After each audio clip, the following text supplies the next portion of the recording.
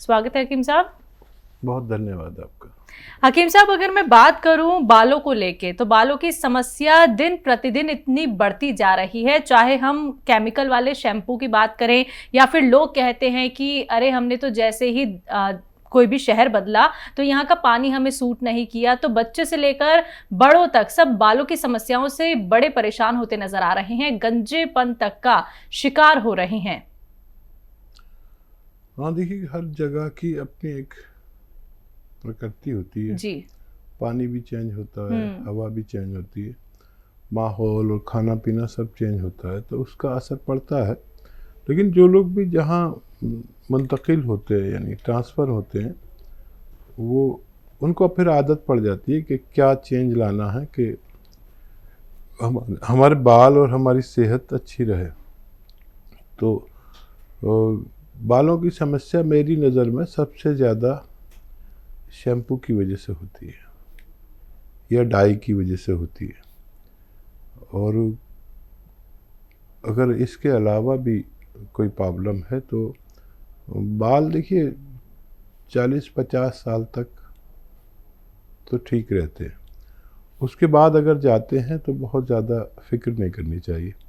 ये और बात है, मेरे 60 साल के बाद भी बाल मौजूद हैं, लेकिन ये सबके नहीं होते, और सबको जानकारी हो तो सबके भी बाल रह सकते हैं। मुझे जानकारी है और मैं अक्सर शेयर करता हूँ बालों के लिए नुस्खेजात, तो जिन लोगों को समस्या है वो इलाज भी कर सकते हैं। तो बिल्कुल दर्शकों, देखिए हर एक बीमारी का इलाज हो सकता है। अगर आप लोग हकीम साहब से बात करना चाहते हैं तो इन नंबर्स पे आप कॉल कर सकते हैं जो आपके सामने आपकी टीवी स्क्रीन पे दिखाए जा रहे हैं। इसी के साथ हमारे पहले कॉलर हैं, बात कर लेते हैं। कर्नल वर्मा इंदौर से, स्वागत है आपका। नमस्कार। नमस्कार। अस्सलाम वालेकुम हकीम साहब। जी वालेकुम सलाम कर्नल साहब, जय हिंद। जय हिंद। देखो, मेरा एक रोज चाल लगाने का एक मतलब है, वो आज बता देता हूँ मैं आपको।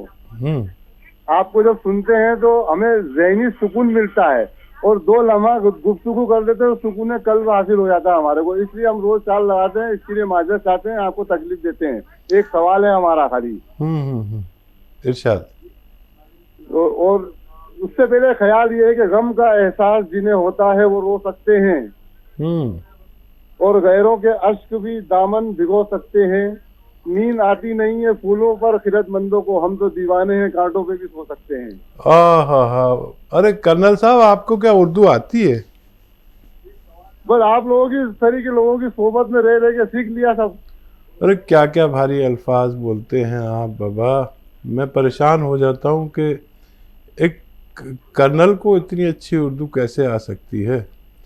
बहरहाल देखिए, सवाल कर लीजिए, फिर मैं भी आपको कोई शेर पेश कर दूंगा।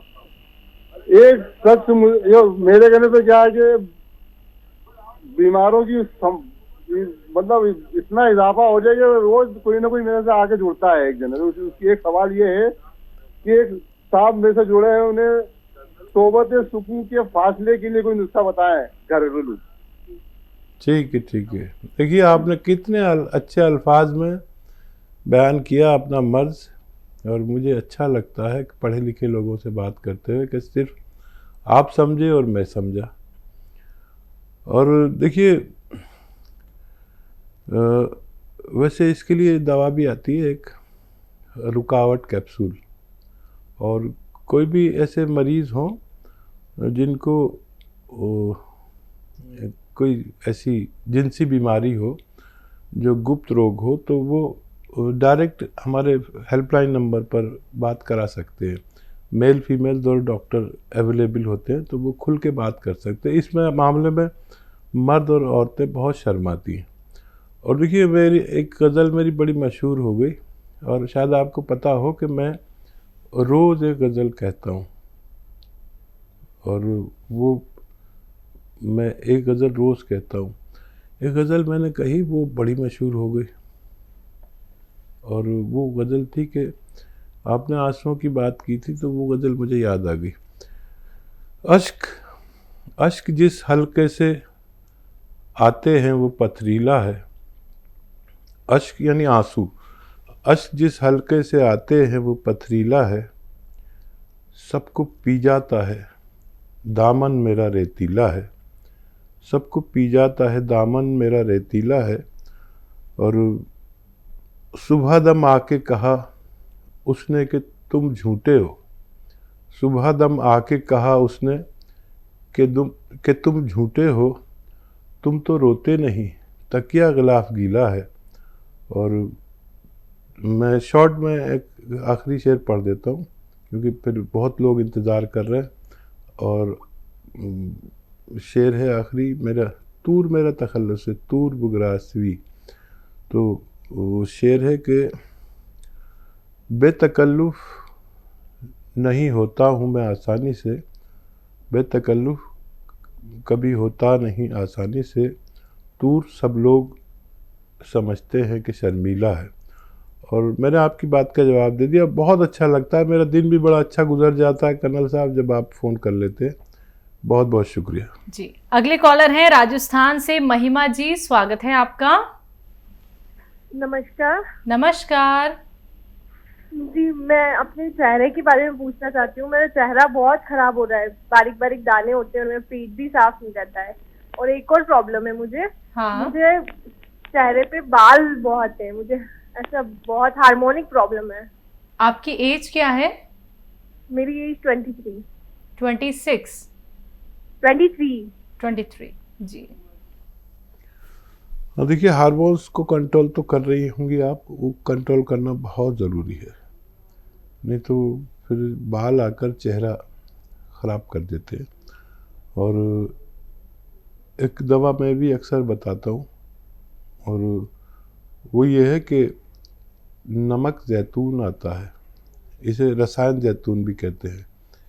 ये देखने में बिल्कुल नमक जैसा होता है, खाने में नमकीन नहीं होता, हल्का सा कड़वापन होता है। नमक जैतून ले लें और 2 चुटकी, ये चुटकी है ना, ये 2 चुटकी पानी में मिला के रोज़ 1 बार या 2 बार पी लिया करें। आपके चेहरे की शादाबी के लिए, रौनक के लिए और पेट के लिए और बहुत सारी बीमारियां इससे अच्छी होती है। लीवर ठीक होता है, हार्मोन्स कंट्रोल होते हैं। ये आप इस्तेमाल करें, मुझे उम्मीद है आपको फ़ायदा मुमकिन है। जी। हमारे साथ अगले कॉलर हैं फूल कुमारी जी, स्वागत है आपका। हाँ मैडम, हमारे 2 लड़के हैं, उन्हीं के बारे में सवाल करना। एक 10 साल का है, उसके कान गर्दन के ऊपर 3 इंच ऊपर दाहिने साइड और कान से 2 इंच बाल में लीची जैसे ऐसे सूजन है। सूजन है? हाँ, बट जैसे फूला, जैसे आलू के जैसे, लीची जितनी बड़ी होती है। हाँ। वो जब बच पैदा हुआ था तो थोड़ा सरसक मटर के जैसे था, अभी थोड़ा बड़ा हो गया है तो इतना बड़ा होता चला जा रहा है। वो भी, उसका कोई उपाय है? ठीक है, आपका दूसरा सवाल क्या है? दूसरा एक लड़का है, वो 12 साल का है, उसका एक आँख से ऐसे बार बार आँख गिराता है, कभी कभी तो मुंह भर ऐसे मुंह सिकोड़ के भी ऐसे आँख बना लेता है। दिन भर उसको कंट्रोल करो, रोको, तो क्या करूं, ऐसा हो जाता है। डॉक्टर को दिखाया तो वो बोलता है कि कुछ दिन में ठीक हो जाएगा। कोई बात नहीं, ठीक है।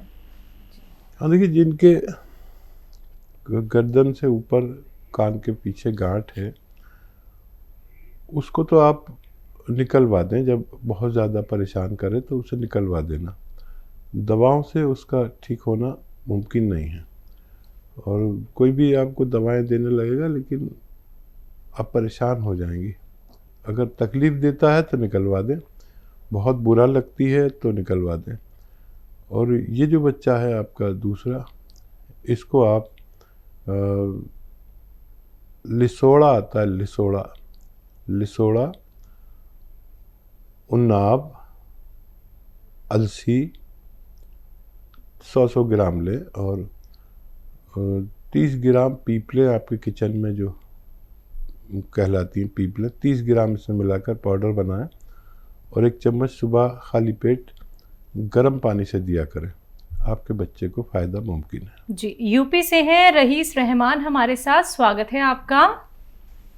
जी, अस्सलाम वालेकुम। वालेकुम सलाम। आपका सवाल क्या है? मैडम ऐसा है, वो मेरी घरवाली की 18 mm की पथरी है जी। और उसका ऑपरेशन होना है, और मैं ऑपरेशन अभी कोरोना काल की वजह से चाह नहीं रहा हूँ। पथरी कहाँ पे है? वो पित्ते में। ठीक है।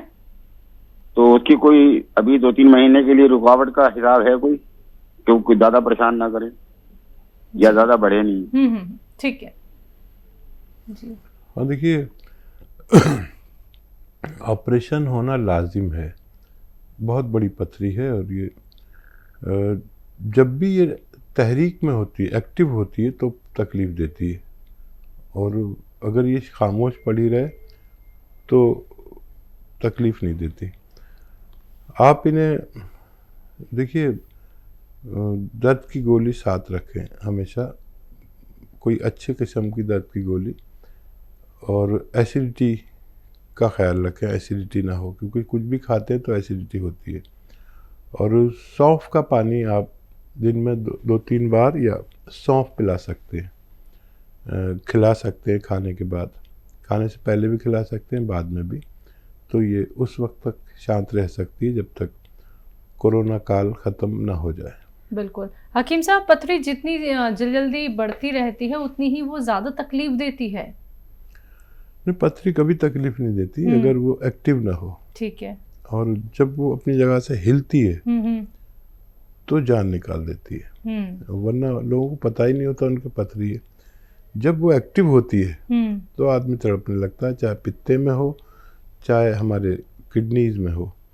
तो इसकी को खामोश करने के लिए सौंफ का इस्तेमाल किया जा सकता है, लेकिन इनका ऑपरेशन कराना है लाजमी, जब आप बेहतर समझें ज़रूर कराएं। चलिए बात कर लेते हैं अगले कॉलर से। स्वागत है आपका। अनिल जी, स्वागत है आपका। हाँ जी जी मैडम, नमस्कार। नमस्कार, कहाँ से बात कर रहे हैं? जी हम मध्य प्रदेश जबलपुर से बात कर रहे हैं। आपका सवाल क्या है? जी हमें हकीम साहब से बात करनी थी। बात कीजिए। हमें छोटी छोटी 3-4 परेशानियां हैं। जी जी बता दीजिए।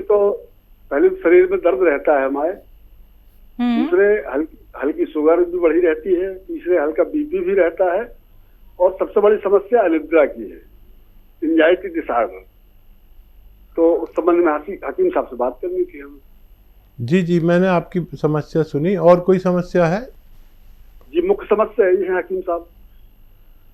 हाँ, एक तो इनको शरीर में दर्द रहता है, आपको शुगर है, और शुगर नहीं, हाई बीपी है। हाई बीपी भी है, शुगर भी है। आपको शुगर भी है ना? जी एंजाइटी डिसऑर्डर है, तो नींद नहीं आती है। नींद भी नहीं आती है। 4 सवाल है हकीम साहब। मतलब 2-3 घंटे सो पाते हैं, 3-4 घंटे। आपकी उम्र क्या है? 62 वर्ष। जी। फिर से दोहराइए। शरीर दर्द, शुगर। अच्छा देखिए, दो दवाएं हैं, इसमें सारे फायदे आपके मुमकिन हैं। देखिए, शुगर, बीपी, नींद का ना आना,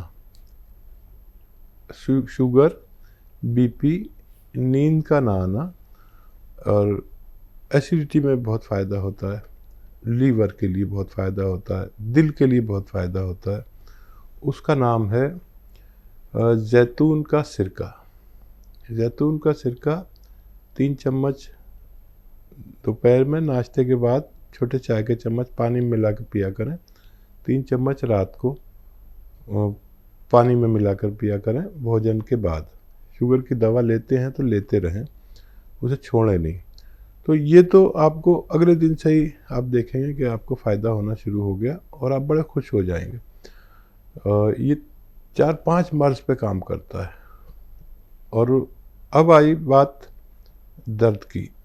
दर्द के लिए एक कुदरत ने बनाया है, एक रॉ मटेरियल है, उसे कहते हैं गोंद स्याह, यानी काला गोंद।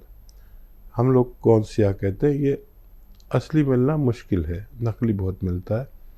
और ये ले लीजिए आप 100 ग्राम ले लीजिए, बस 100-150 ग्राम। ये 10-12 रुपये रोज़ का आपके खर्च है, यानी 2 टाइम खाना है, आधा ग्राम सुबह, आधा ग्राम शाम। नाश्ते और खाने के बाद आप इसे लिया करें। दर्द कहीं भी होगा, जोड़ों में, घुटनों में, नसों में, पट्ठों में, मोढ़ों में, कमर में, कहीं भी दर्द होगा 5-7 दिन बाद फ़ायदा शुरू करता है। और ये दुनिया का महंगा गोंद है, बहुत 12,000 रुपये किलो तकरीबन मिलता है, लेकिन आपको तो 100 ग्राम चाहिए तो 1200 रुपये का मिल जाएगा। 3 महीने 10 दिन चलता है और 3 महीने 10 दिन में हमारे अनुभव में आया कि कितना भी मरीज़ हो उसका ठीक होना मुमकिन है।